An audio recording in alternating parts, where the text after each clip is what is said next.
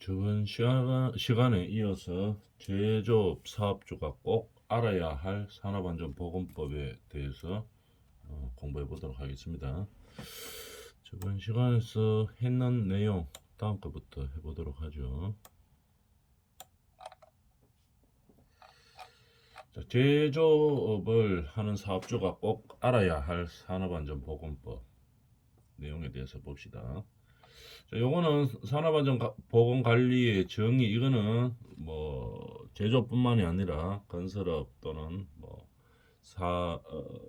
그 근로자들이 꼭 알아야 할 산업안전보건법에서도 계속 나오죠. 그만큼 이제 중요하다는 내용이겠죠. 그래서 간단하게 보면은 산업재해와 산업안전보건관리의 정의에 대해서 보면, 산업재해는 뭐 근로자가 업무에 관계 있어야 되겠죠. 항상 업무에 관계되는 뭐 건설물 설비, 원재료, 가스, 전기, 분진 등에 의해서 작업 또는 그 밖의 업무로 인하여 사망이나 부상, 질병에 걸리는 겁니다. 늘 단어마다 나오지만 업무에 관계 있어야 되는 겁니다. 그래서 그로 인해서 사망하거나 부상하거나 질병에 걸리는 것을 말하죠, 산업재해는. 그래서 중요한 것은 업무하고 관계 있어야 되는 것. 그러면 업무하고 관계되는 일을 하기 위해서 뭐 출장을 간다, 아니면은 업무에 관계되는 일을 하기 위해서 뭐를 사러 갔다, 이런 거 다 업무에 관계되는 거죠. 그래서 그때 발생하는 사망, 부상, 질병도 산업재해에 해당된다, 이렇게 되겠죠. 산업재해에 해당되면 우리가 산재보험에 처리가 되는 거죠. 해당이 되어서 그에 대한 뭐 구제를 받을 수가 있는 거죠, 산업재해. 근데 업무하고 관계 없으면은 안 되는 거겠죠. 출퇴근하다가 그뭐 발생하는 사고, 이것도 산업재해로 우리가 보죠. 근데 전혀 업무하고 관계 없는 일, 저 뭐 휴일날 저기 어디 뭐 놀러 가다가 우리가 부상이나 질병을 당했다, 이러면은 산업재해라고 볼 수 없겠죠. 그런데 뭐 예를 들어서 회식으로 간다든지 아니면 업무하고 관계되어 가지고 뭐 어떤 뭐 워크숍을 간다든지, 이런 것들은 산업재해하고 관계가 되겠죠. 그렇게 업무하고 관계가 있었나 없었나를 판단해 보면은 기준으로 삼을 수가 있겠습니다. 그 다음에 산업안전보건관리, 이것도 계속 나오는 거죠. 산업재해로부터 뭐 인명과 재산을 보호하는 거죠. 인명과 재산을 보호하기 위해서 뭐를 제거하는 겁니까? 유해 위험 요인을 제거하고 재해 직업병 예방 재해 및 직업병을 예방함으로써 뭘 하려고 하는 것이냐? 유해 위험 요인을 제거. 근로자가 안전하고 쾌적한 환경에서 일할 수 있도록 누가 관리한다고 그랬어요? 기업에서 관리하는 것이죠. 기업에서 관리의 주체가 누구냐? 기업입니다. 기업. 산업안전보건관리는. 자, 이렇게 해서 중요한 말이니까 계속 우리가 나오는 거죠. 그래서 또 한번 정의를 간단하게 해봤습니다. 그 다음에 이것도 계속 나오고 있죠. 반드시 산업안전보건 정보 자료를 제공해야 됩니다. 누가? 제조업하는 사람들이, 이 말이죠. 제조업하는 사업자가 건설업이나 건설업을 하는 사업자와 마찬가지로 정보 자료를 제공해야 됩니다. 안전보건 표시를 반드시 해야 되겠죠. 이것도 앞에 나왔었죠. 그래도 중요하기 때문에 계속 나오는 겁니다. 안전보건 표시를 부착해야 됩니다. 이런 식으로 유해 위험 시설 장소에 대해서 출입 금지, 인화성 물질 경고, 고압 전기, 이런 식으로 보안경 착용, 이런 식으로 응급 구호 표시, 이런 식으로 반드시 부착을 해야 됩니다. 그래서 위험 요소를 알려야 되겠죠. 이렇게 해야 되고, 그 다음에 안전보건 교육을 실시해야 되는 거죠. 실시는 어떻게 해야 되느냐 봅시다. 우리가 저하고 똑같은지 한번 봅시다. 건설업하고도 마찬가지였죠. 그때 나온 내용하고 똑같죠. 그래서 한번 보면 중요하기 때문에 계속 나오는 겁니다. 사업주는 근로자에 대해서 정기적으로 안전보건 교육을 실시한다. 나왔던 내용이지만 한번 더 봅시다.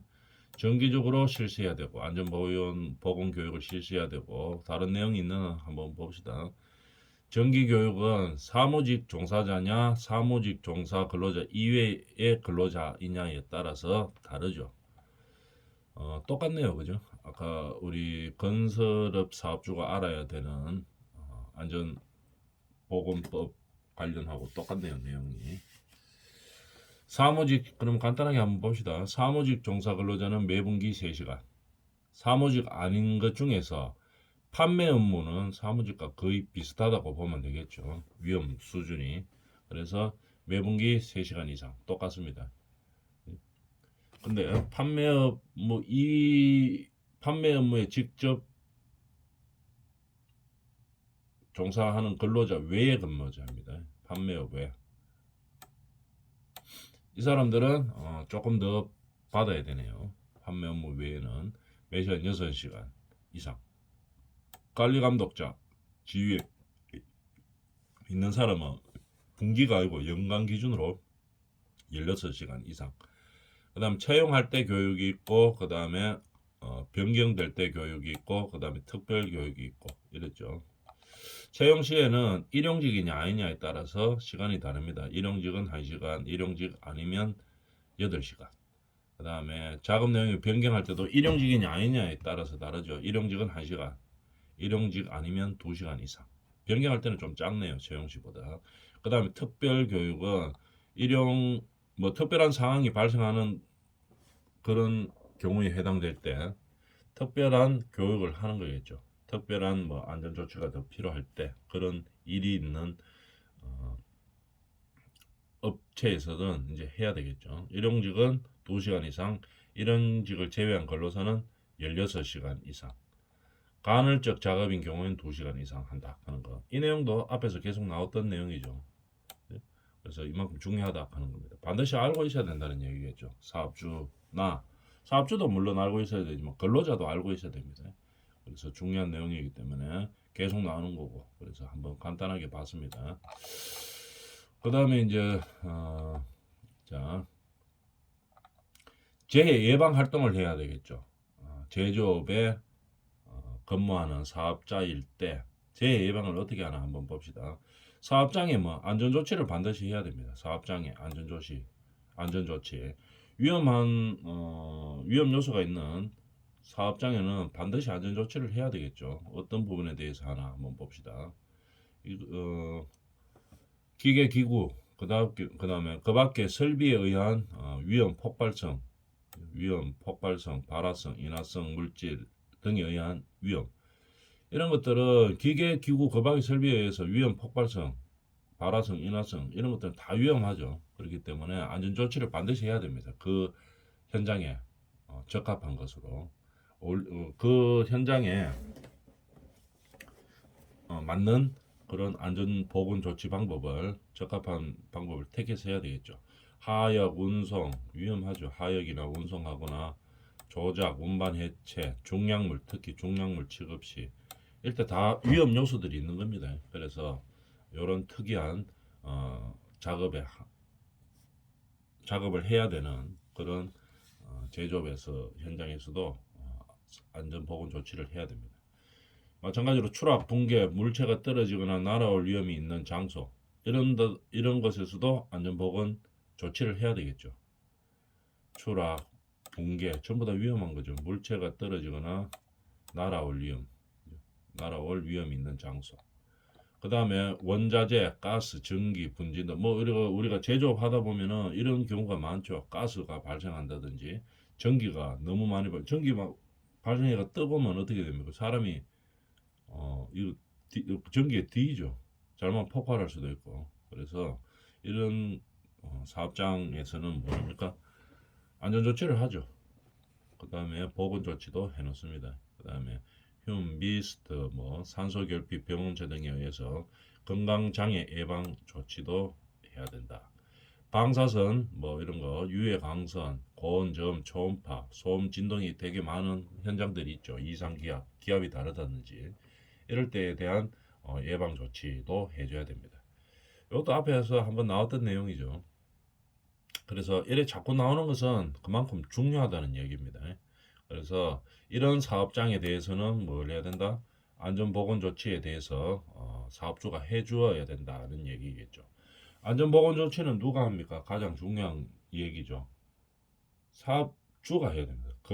기업에서 해야 되는 거죠. 사업주.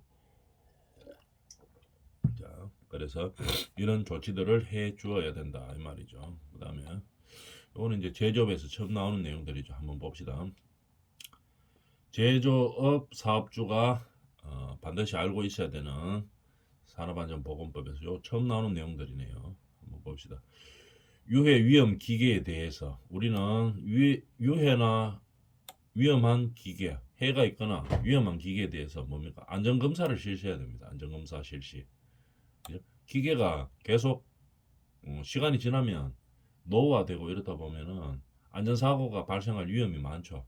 그래서 특히 제조업을 할 때는 제조업에 사용되는 이런 기계들을 안전검사를 실시합니다. 언제냐 하면은 요 기준에 맞춰서 해야 되겠죠. 크레인, 이동식 크레인은 제외하고 크레인, 우리가 작업장에서 크레인 같은 거 많이 보죠. 리프트도 마찬가지고 곤도라, 리프트 같은 거, 리프트 뭘 말하는지 사진으로 한번 볼까요?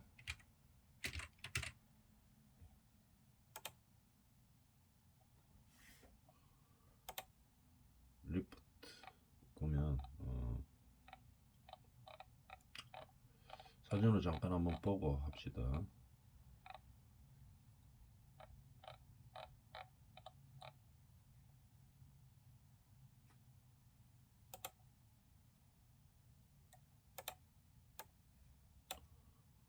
뭐 이런 것들 말하는 거겠죠. 공장에서 많이 보죠. 리프트 이런 것들. 이런 것들이나 리프트 뭐 이런 것들. 그다음 곤도라 뭔지를 알죠. 줄 잡고 당기는 거죠. 곤도라도 한번 볼까요? 곤도라.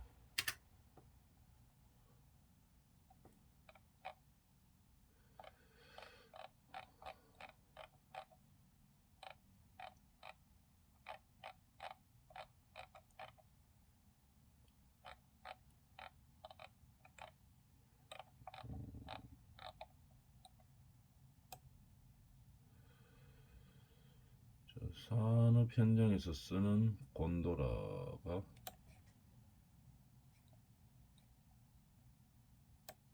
사진으로 한번 봅시다. 뭐 어떤 것들이 있는지.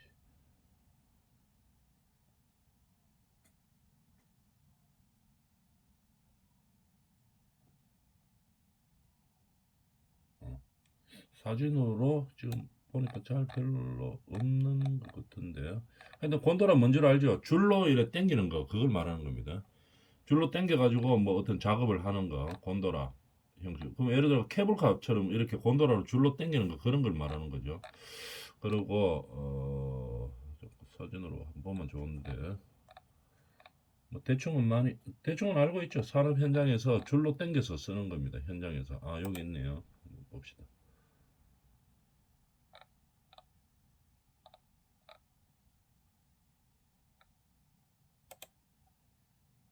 음, 자 사진 뭐 이런 것들 말하는 거죠. 곤도라. 건설 현장에서도 많이 사용하지만 일반 뭐 제조업에서도 이거 사용하는 데가 많이 있죠. 곤도라 줄로 당겨서 이거 뭐 이동하거나 뭐 물체를 옮기거나 하는 이런 거를 말하는 겁니다. 곤도라 이런 걸 갖다가 사용한 이 이동식 뭐 이 리프트라든지 리프트 곤도라 뭐 이런 것들은 크레인은 뭐 다 알고 있을 거고 검사 주기가 어떻게 되느냐. 최초 검사는 언제 해야 되느냐. 사업장 설치가 끝난 날부터 최초 검사는 3년 이내에 해야 됩니다. 3년 이내. 그죠? 그 후마다는 2년. 처음에는 3년마다 한 번 하고 3년에 한 번 하고 그 다음부터 2년마다 해줘야 됩니다. 우리가 그 제조업 현장에서 많이 쓰이는 이런 위험 기계들에 대한 안전검사 주기를 알고 있는 거죠. 공부하고 있는 거죠. 그 다음에 이동식 크레인 중에서 이동식하고 요 그냥 크레인하고 이렇게 두 개 구분하고 있죠. 크레인, 이동식 크레인. 이동식 크레인은 어떻게 되느냐? 최초 검사는 이거 자동차 관리법에 따른 신규 등록입니다. 신규 등록 후 자동차하고 마찬가지로 쳐준다 이 말이죠. 이동식 크레인은. 이동식 크레인, 옮길 수 있는 크레인, 뭐 우리가 다니시면 많이 보죠. 뭐 카고 크레인이라든지 이 트럭 위에 크레인 얹어져 있는 거 그거 말하는 거죠. 아니면은 좀 더 큰 거, 맨꽁이 크레인 가는 거, 바퀴가 큰 거 있죠. 이제 거기다가 좀 큰 크레인이죠. 이런 것들은 자동차 관리법에 의해서 규제를 합니다. 신규 등록 후 기간은 똑같네요. 3년 이내 예 하고 그 후는 2년마다 이렇게 합니다. 이동식 크레인. 그다음 이삿짐 운반용 리프트도 마찬가지고 이삿짐 운반용 리프트. 그다음 고소 작업대. 고소 작업대 렌탈 하는 거 알죠? 사진을 한번 볼까요? 우리 현장에서 아주 가장 많이 사용하는 게 이 고소 작업대 이거 엄청나게 많이 사용하죠. 높으면은 일반적으로 고소 작업대를 많이 사용합니다. 그래서 뭐 아는 사람들은 대부분 알지만 사진으로 한번 볼까요? 이런 걸 말하는 거죠.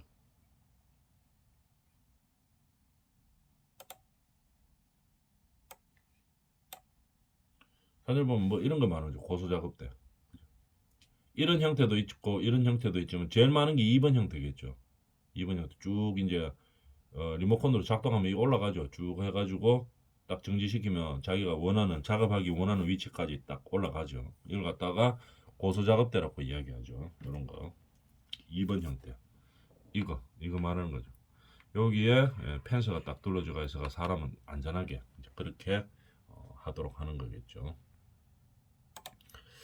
자, 이런 것들은 자동차 관리법에 의해서 3년 이내 신규 등록 후 3년 이내 그 후마다는 2년마다 합니다.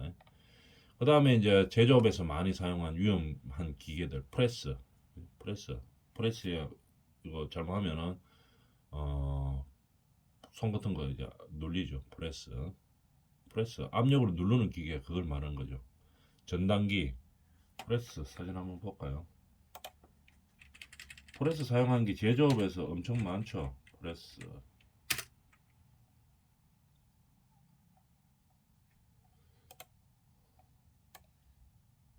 이런 것들 프레스 기계죠. 이 사진만 봐도 무섭죠. 요런데 손 같은 거 장애가 눌리면 큰일 나겠죠. 이 안전사고가 많이 발생할 가능성이 높습니다. 프레스 이런 걸 말하고 전단기도 마찬가지로 엄청나게 위험하죠. 전단기 뭐 잘 알고 있지만 사진으로 한번 볼까요? 전단기가 뭐 어떤 사진들이 있나? 자르는 기계죠. 어,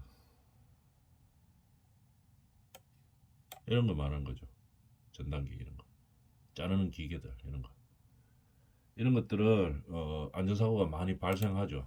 이런 것들은 우리가 압력용기 또 한번 쭉 살펴볼까요? 처음 나오는 거기 때문에 시점이 어떻게 최초 검사는 사업장 설치입니다. 기준이 사업장 설치가 끝난 날부터 처음에 3년 그 후로 2년 이내입니다. 기준은 다 똑같네요. 근데 요 특이한 사항이 있네요. 이런 기계들은 공정 안전 보고서를 제출하여 확인을 받은 압력 용기는 4년마다로 조금 완화시켜 줍니다. 공정 안전 보고서 제출했는 경우. 그 말고는 전부 최초 검사부터 하는 거죠. 아까 이런 거 이동형 크레인이라든지 이동형 뭐 이삿짐 운반용 리프트 고소 작업대는 신규 등록 후고 나머지는 다 크레인 리프트 곤도라 프레스 전단기 뭐 이런 것들은 최초 검사 이후 최초 검사는 사업장 설치 이후 처음에는 3년 그 다음부터는 2년마다 이렇게 되겠네요. 그 다음에 압력용기 이것도 사진 한번 볼까요?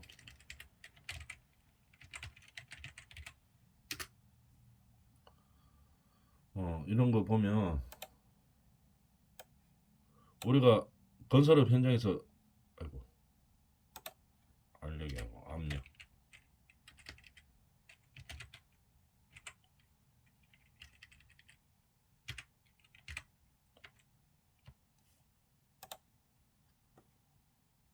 이런 것들 이런 것도 많이 보죠.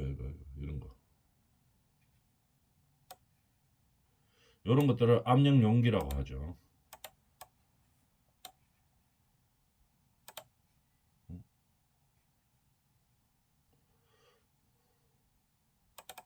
그래서 아까 봤던 그런 압력 잠깐 꺼졌네요. 한번 봅시다. 어디 있냐? 제조업 사업주가 꼭 알아야 할 거.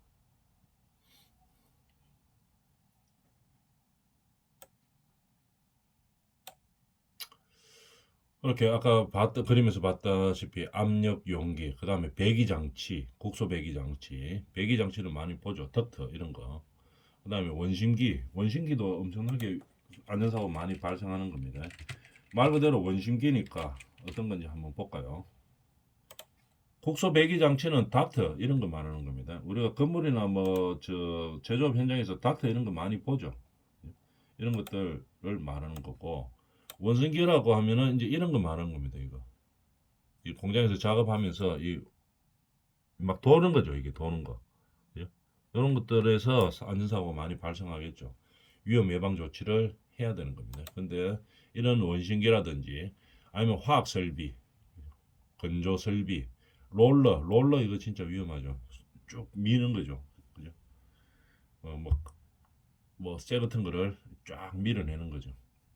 그 다음에 사출 성형기, 컨베이어, 전부 다 위험한 산업용 로봇, 이런 거 전부 다 안전상 위험한 그런 기계들이죠. 이런 것들은 어떻게 한다고? 최초 검사 똑같습니다. 기간은 아까 이제 기준이 문제죠. 자동차에 관계되는 거는 자동차 검사일로부터 하는 거고, 이렇게 법에 신규 등록 후에 하는 거고, 요거는 최초 검사는 어떻게 사업장 설치가 끝난 날부터 3년 이내, 최초는 3년입니다. 이내입니다. 그 다음에 그 후에 2년마다 이렇게 되는 거겠죠. 그 다음에 다음 내용을 보면 물질안전보건 자료 제청, 자료 작성 비치, 화학하고 관계되는 물질을 다루는 사업장에서는 화학 물질이 일반 물질보다 좀 많이 위험하죠. 그래서 물질 안전 보건 자료를 작성해서 이런 화학 물질이 어떤 위험성 있는 물질이다. 그 다음에 문제가 발생하면 어떻게 안전 조치를 해야 된다 하는 걸 적어서 비치하는 걸 말하는 거겠죠. 앞에서 우리가 자세하게 다뤄봤죠. 이거는 물질 안전 우리 관련 법규할 때 다뤄봤죠. 유해성, 위험성 분류 기준에 해당하는 화학 물질을 양도 제공할 때도 마찬가지로 MSDS를 작성해야 됩니다. 물질 안전 보건 자료, 이걸 갖다 MSDS라고 이야기하죠. 양도 제공할 때도 MSDS를 작성하고 제공해야 됩니다. 그 다음에 MSDS는 근로자가 쉽게 볼 수 있는 곳에 뭐 게시하고 비치해야 되겠죠. 근로자가 쉽게 볼 수 있는 곳에 저쪽에 사업주만 아는 곳에 싹 숨겨놓고 이렇게 하면 안 되죠. 그 다음에 화학물질 양도 제공하는 자 또는 취급 사업주는 화학물질 담은 용기에, 화학물질을 담은 용기에 경고 표지를 부착해야 되는 겁니다. 위험 물질이라 하는 걸 알려야 되겠죠. 어떻게 조심하고 유사시에 어떻게 안전 조치를 해야 된다 하는 걸 용기에다가 경고 부착을 해야 된다 이 말이겠죠. 그 다음에 화학물질을 제조, 사용, 운반, 저장할 때 작업의 근로자 배치 시 또는 새로운 화학물질 도입된 경우 유해성, 위험성 정보 변경 시 뭘 해야 됩니까? 근로자 교육을 실시해야 되겠죠. 우리 관련 법규할 때 이 내용 자세하게 했던 내용이죠. 그 내용들이 지금 나오는 겁니다. 그래서 화학물질은 위험성이 다른 물질보다 높기 때문에 우리가 MSDS를 작성하죠. 그래서 게시하고 비치도 해야 되고 양도할 때 작성해서 제공해야 됩니다. 그럼 모르죠. 이거 사는 사람이 이게 뭐 어떤 화학물질인데 어떠한 위험 요소가 있고 어떻게 안전 조치를 해야 되는지 잘 모르기 때문에 반드시 양도 제공해야 됩니다. 그 다음에 교육도 시켜야 되는 거죠. 제조, 사용, 운반, 저장할 때 유해성이나 위험성을 교육을 해야 된다는 얘기입니다. 그 다음에 작업 환경 측정 및 근로자 건강진단 어떻게 하는가 한번 봅시다. 근로자 건강장애 예방을 위해서 작업 환경 측정을 하고 건강진단을 실시해야 되겠죠. 작업 환경 측정은 어떻게 해야 되느냐? 화학물질이나 소음 분진 등 작업 시 발생하는 유해 인자에 근로자가 얼마나 노출되었는지를 주기적으로 측정하는 겁니다. 주기적으로 측정하는 것을 뭐 작업 환경 측정이라고 이야기합니다. 얼마나 근로자가 유해 인자에 근로자가 얼마나 노출되었는지를 주기적으로 측정하는 거겠죠. 그걸 갖다가 뭐라 한다고 작업 환경 측정이라고 이야기합니다. 일반 건강진단은 모든 근로자가 해야 되는 거고, 특수 건강진단은 특수 건강진단 대상이 있죠. 그 일에 특수한 건강진단이 필요한 종목들이 있습니다. 특수 건강진단 대상자가 있죠. 그때는 특수 건강진단을 하는 거죠. 배치 전 건강진단. 특수건강진단 대상 유해인자에 노출되는 업무에 배치될 예정. 이 특수건강진단이 필요한 일에 배치될 근로자들이 있죠. 그 사람들이 이 일을 하면서 얼만큼 건강에 문제가 생겼는지를 알아야 되겠죠. 그래서 배치 전에 건강진단을 하는 겁니다. 그죠? 특수건강진단 대상 유해인자에 노출되는 사람이죠. 그런 예정인 근로자들한테는 뭐 반드시 배치 전 건강진단도 해야 되는 거겠죠. 그 다음에 야간 작업. 야간 작업에 배치되어 근무하는 근로자들에는 어떻게 경비원이나 아파트 경비원, 편의점, 뭐 그 다음에 요양보호사, 판매원 이렇게 야간 작업에 하는 사람들은 배치 전, 배치 후 첫 번째 6개월 이내에 첫 번째는 6개월 이내, 그 후는 12개월입니다. 배치 전, 배치 후, 배치 전에도 하고 그 다음에 배치 후에는 얼마에 첫 번째 6개월 이내, 그 다음에 그 후 12개월 동안 하는 겁니다.